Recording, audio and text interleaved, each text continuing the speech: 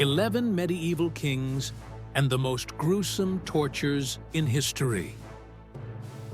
These are undoubtedly the most inhuman punishments ever devised, and the harshest penalties in medieval law for those guilty of high treason. These executions, carried out to satisfy the morbid desires of kings, became a haunting obsession for anyone who witnessed them. Below are the 11 most brutal executions in history. Number 11. The Ottoman Empire. Death by sawing. Constantinople. Between the 15th and 18th centuries, beneath the shadow of magnificent palaces lay a dark reality where justice was enforced through nightmares. Death by sawing a sterile name, yet one that held a brutality far beyond any limits of human endurance. The victims, usually rebels condemned by the Ottoman Empire, were not granted a quick death. They were stripped naked and hung upside down by their feet from a wooden frame, their heads pointing toward the ground.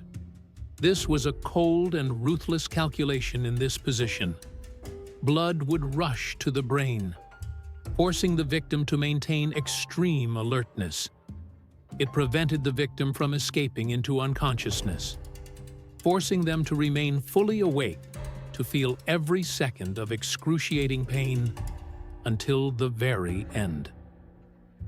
Two executioners took hold of the ends of a massive iron saw, its jagged teeth beginning to screech as they touched the victim's groin. The surrounding crowd held their breath in utter terror. The saw blade did not cut across, but began to split the body vertically from the bottom up. Every back and forth stroke was a moment of flesh being torn apart and bones being crushed with a gruesome sound. The true horror lay in the victim's own wakefulness, because blood continued to nourish the brain. The victim could feel every fiber of their flesh being separated and hear the sound of the saw sinking deep into their abdomen and chest. They witnessed their inverted world gradually being divided into two perfect halves. The initial piercing screams slowly turned into muffled groans in blood, lasting for hours until the most vital organs were completely destroyed. The purpose of the Ottoman Empire was clear. This was not merely an execution, but an absolute display of power to inflict boundless dread upon anyone who dared to challenge them. When the two halves of the body finally separated and collapsed into a thick pool of blood, the crowd dispersed in a haunting silence. They had not just witnessed an execution, but had watched as a human being was stripped of all dignity beneath the tyrant's saw. Number 10. King Edward I, England. 13th century, the flaying of Richard de Podlicote.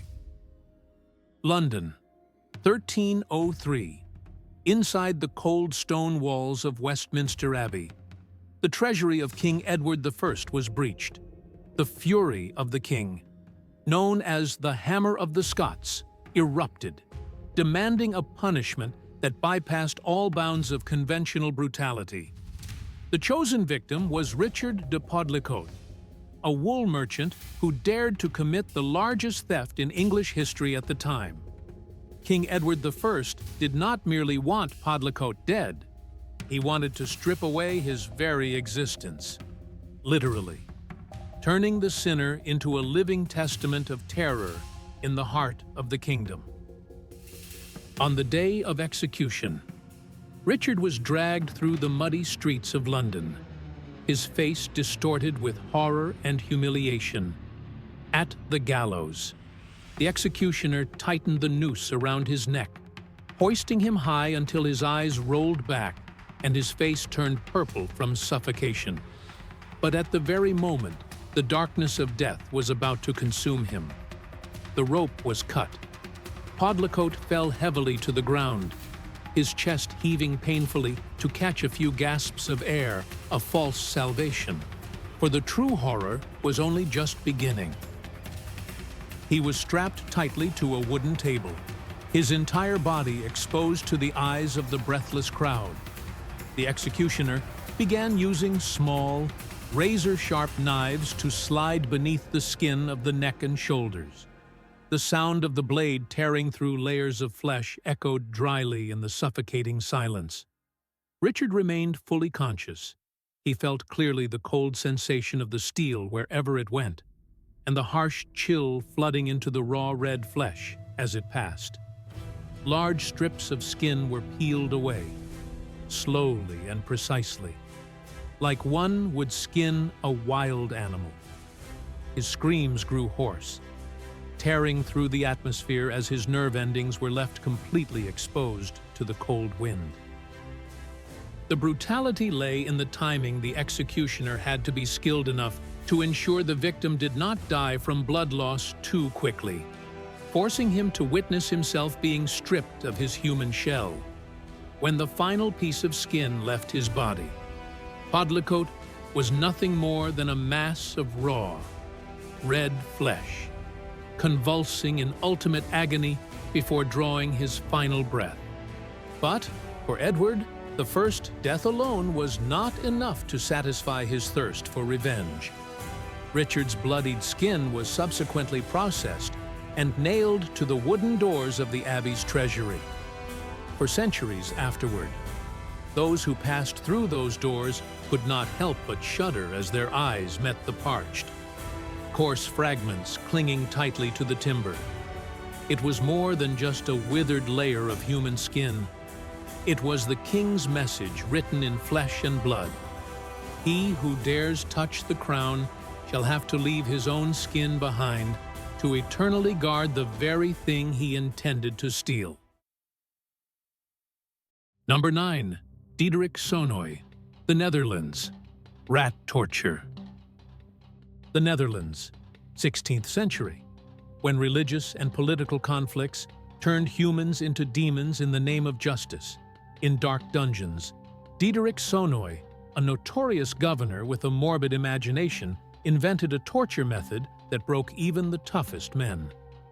Heated rats, a death sentence, where the victim was gnawed alive, piece by piece, by starving animals seeking an escape. The victim was stripped naked, strapped so tightly to a wooden table that they could not move even an inch.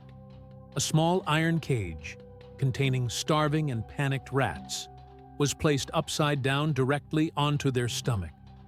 On top of the cage, the executioner began to pile glowing red-hot coals. The heat from the coals began to spread, scorching the cramped space inside the cage. Driven by a frantic survival instinct, the rats desperately sought an exit, as the surrounding iron bars grew scalding hot. The only path for them to escape death was to burrow downward into the soft flesh of the victim. Soul-wrenching screams echoed through the dungeon as sharp claws began to scratch and pointed teeth gnawed through every inch of raw red flesh. The victim remained fully conscious. Their eyes rolled back in terror as they felt vividly clear the rats burrowing through their abdominal wall, weaving between internal organs to find a cooler refuge. That pain is beyond words. It is the sensation of being eaten alive from the inside, as one's own body becomes a burrow for the gnawing creatures. The final outcome was usually rotting infection or death due to organ perforation in extreme agony.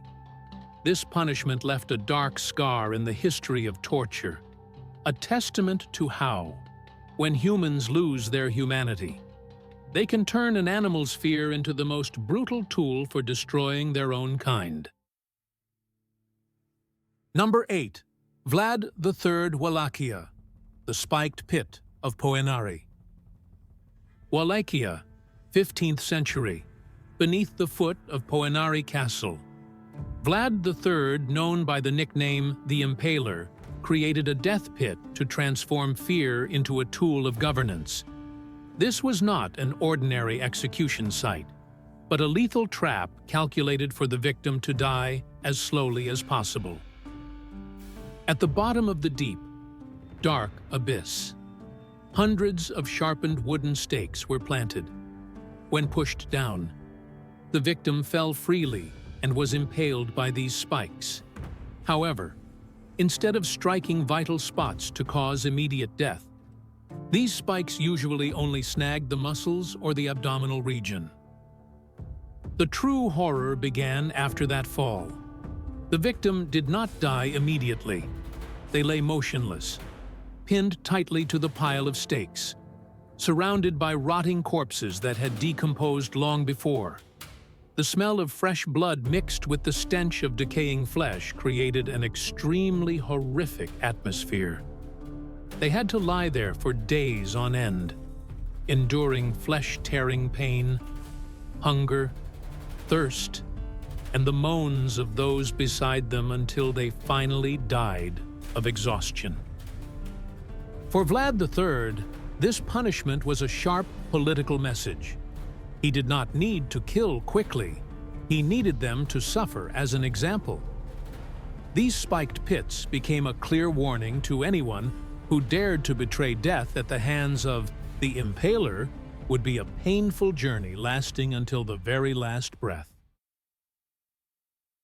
Number 7. King Philip II, Spain, the heretic's fork. Spain, 16th century. Under the reign of King Philip II, the Inquisition transformed inanimate metal bars into the ultimate terror for anyone whose thoughts strayed from the Church. Among these, the heretic's fork was a torture tool that was simple in design, yet devastating in its psychological destruction. It consisted of a metal bar with two razor-sharp, pronged ends.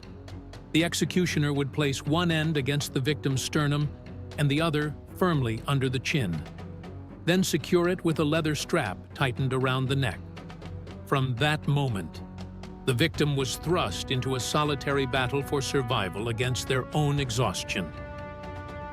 The principle was exceptionally cruel to avoid being impaled by the two sharp points. The prisoner was forced to keep their head held high at all times.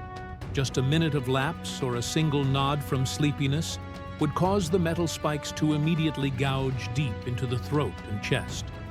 The victim was left in this state for days and nights on end. The agony stemmed not just from the metal, but from extreme sleep deprivation. As the body grew weary and the mind began to descend into delirium, keeping the neck upright became an unimaginable ordeal. The surrounding crowd would witness the victim mumbling hopeless confessions. The fork was specifically designed so they could not open their mouths to speak clearly, only uttering broken, distorted sounds.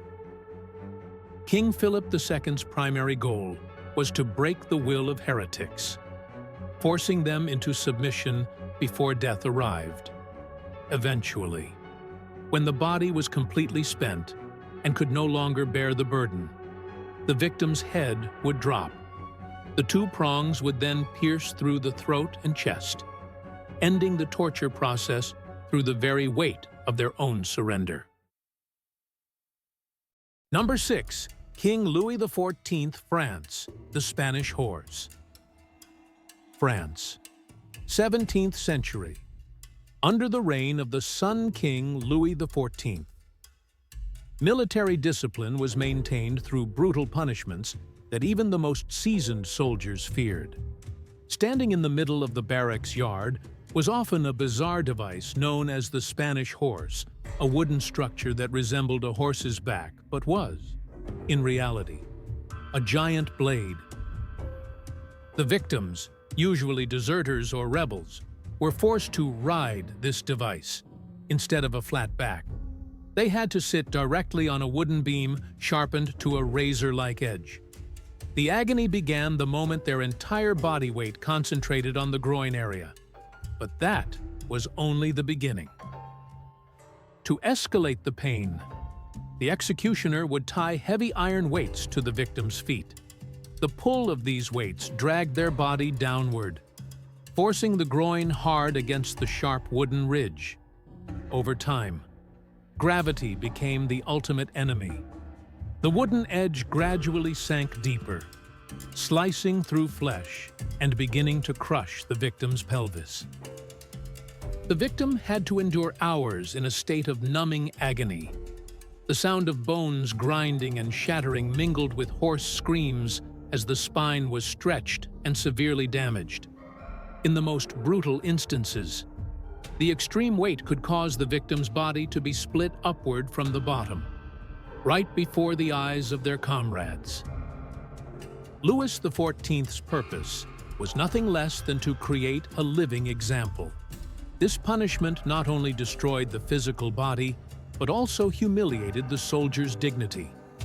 Those lucky enough to survive were often left permanently crippled, their legs never again able to walk, normally serving as a mobile reminder of the price of betrayal and indiscipline under the reign of the Sun King.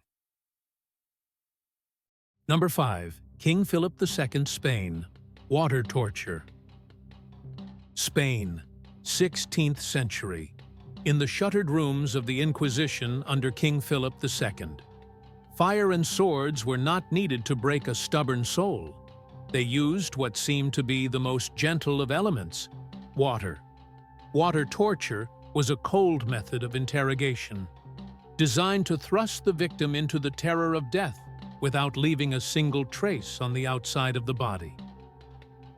The victim was strapped tightly to an inclined wooden frame, with their head positioned lower than their feet. The executioner began by draping a thin cloth over their mouth and nose. Then, water was poured continuously onto the cloth. By instinct, the victim would struggle to breathe, but every time they opened their mouth, they were forced to swallow water. The soaking wet cloth, pressed tight against the face, created a sensation of total suffocation, making the victim feel as though they were drowning on dry land. In a more brutal variation, the executioner used funnels or tubes to pour liters of water directly into the victim's stomach. They were forced to drink until the abdomen was swollen and taut as a drum. The physical pain became excruciating as internal organs were crushed. The stomach could rupture from just a single light blow by the executioner to the abdominal region. Yet the true destruction lay in the psyche. The sensation of lungs slowly filling with water and a stomach on the verge of exploding triggered an ultimate panic. The victim was pushed to the razor's edge, between life and death, where every passing second felt like a century. The Inquisition's goal was not immediate death, but to shatter the will to extract a confession. In the darkness of the dungeon, the steady rhythm of flowing water and the victim's gagging sounds became a haunting obsession that forced anyone to surrender. When the torture ended, the victim might remain alive, but their spirit was utterly broken, haunted by the horrific memory of drowning in the open air. Number 4. King John, England. Mass starvation at Corf. Imagine a thick wooden door, locked tight, and behind it, a deathly silence slowly being replaced by sounds of desperate scratching.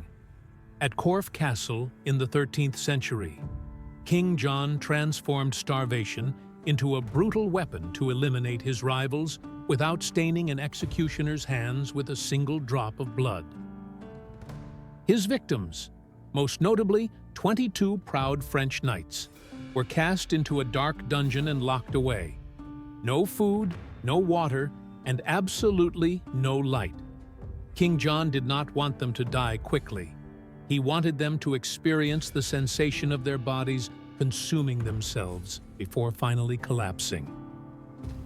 The true horror began after a few days, as hunger gnawed at their stomachs and thirst scorched their throats. The sanity of those trapped within began to dissolve. In the thick, oppressive darkness, survival instincts rose in a gruesome manner. Men who were once comrades, fighting on the same front, now viewed each other as prey. The initially faint moans gradually turned into frantic, maddened skirmishes. Chroniclers recount that, in their extreme delirium and starvation, they began to tear apart and feast upon each other's flesh, just to prolong their lives for a few short hours. It was a chaotic scene of humans transformed into beasts, gnawing on their own kind amidst waste and the stench of death. When King John's soldiers opened the dungeon doors weeks later, what they found were no longer warriors, but merely parched skeletons lying in disarray alongside scattered scraps of remains. King John utilized this punishment as a way to display his absolute power. He did not merely kill his enemies, but forced them to destroy their own humanity before drawing their final breath. Number 3. Louis I France. The fillets, iron cages. In the darkest corners of 15th century French castles, King Louis XI created a disgusting toy that he affectionately called by the name fillets, little girls. But behind that seemingly innocent name lay iron cages so narrow they transformed human life into a nightmare lasting for decades. Instead of swift execution by sword or spear, the king chose to imprison his victims in suspended iron cages. The ultimate cruelty lay in the dimensions. The cage was too low for the victim to stand upright and too short for them to lie flat. The victim was forced to live in a cramped, hunched posture, half standing, half sitting, never once able to stretch their limbs. Louis I's purpose was not immediate death, but the total breaking of his rival's will and soul. Day after day, year after year, the victim was completely isolated from the outside world, facing nothing but 4 cold iron walls, being forced to maintain a single, rigid posture for such a long duration caused the joints to calcify, muscles to atrophy, and the spine to become permanently deformed. The aftermath was horrific. After years of imprisonment, if they were lucky enough to be released, these individuals no longer possessed the shape of a normal human being. Their bodies became a distorted mass of flesh and bone, shriveled like a strange creature. They could not walk, could not stand straight, and had to endure persistent physical agony until the day they died. The king's little girls became a symbol of Louis I's cruelty, a bloodless punishment that left the victim begging for death as if it were a luxury. Number 2. Henry VIII, England. The Rat Dungeon of the Tower of London. The Tower of London in the 16th century. Under the reign of Henry VIII was not only a fortress, but also a psychological slaughterhouse with dungeons located deep below the water level of the River Thames. The most terrifying among them was the Dungeon of Rats, a rat-infested pit where darkness and rodents became the executioners in place of men.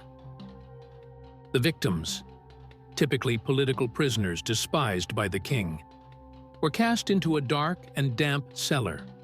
When the Thames tide rose, icy water slowly seeped through the stone crevices, rising up to the victim's chest. But water was not what killed them. Something far more horrific lay in the swarms of starving rats that began to pour out of the sewers in search of dry ground. In the thick, heavy darkness, the victims were either tightly bound or had no place to flee. They had to stand in the freezing water, helplessly feeling tens, hundreds of rats climbing over their bodies. The squeaking of the rats mingled with the sound of water lapping against the stone walls, creating a horrific atmosphere, driven by extreme hunger. The rats began to gnaw at the victim's flesh while they were still fully conscious. They started with soft parts like the ears, nose, and fingers. gradually moving to large chunks of flesh on the body. So, the victims had no way to fight back. They were torn apart slowly, vividly feeling every sharp tooth sinking into their flesh. Many went mad as their own screams echoed in the dark cellar, while others died slowly from blood loss, traumatic shock, or severe infections from the putrid bites of the sewer rats. Henry VIII's purpose was clear. This was an extreme psychological blow. He did not only want to destroy the physical body, but also intended to ruin the dignity of his enemies, turning them into food for the lowliest creatures in the heart of the kingdom. To this day, the rat dungeon remains one of the darkest pages of history, a testament to how filthy and painful death can truly be. Number 1. King James II, England and torture by the Brodequin, the Boots. Imagine a suit made of wood and iron, but not for protection instead. It is designed to crush the life out of your legs. In 17th century England, under the reign of King James II, the Brodequin, also known as the Boots, transformed walking the most basic human instinct into a luxury and a bloody memory. The victim was strapped tightly to a chair, their legs placed into a rigid wooden frame. The gap between the shins and the frame was where death slowly crept in. The executioner began by placing sharp-edged wooden wedges into the center and picking up a heavy hammer. The first strike was not just the sound of wood colliding, it was the beginning of the cracking of human bone. With every new wedge driven in, the space for flesh and bone shrank. The horrific pressure crushed muscle fibers, while tendons stretched and snapped like overloaded violin strings. At the strongest hammer blows, the shin bones would shatter under the pressure, causing milky white bone marrow to ooze out, mixing with the dark red blood flooding onto the cold stone floor. This pain was unlike any other. It pierced directly into the nervous system, making the victim feel as if their entire body was being ground through a slow meat grinder. Their knees were forced out of their sockets, turning their legs into a shapeless mess. Most would lose consciousness from traumatic shock before the final wedge was driven. But the cruelty did not end there. King James II used the Brodequin to break all forms of resistance. Those who walked away from the Boots, if they survived, would never be able to stand upright again. They became cripples, forced to crawl upon the earth in humiliation, serving as living, breathing testaments to the price of defying the crown. 11 kings, 11 punishments, 11 testaments to the unlimited brutality of absolute power. Centuries have passed, the kings have died, and the punishments have been abolished. Yet the screams of the victims still echo through history, reminding us of the price to be paid when power remains unchecked. Today, we call these war crimes or crimes against humanity, but back then, they called it the law. This is a blood-soaked lesson. When power has no boundaries, humans can become demons, and history never forgets.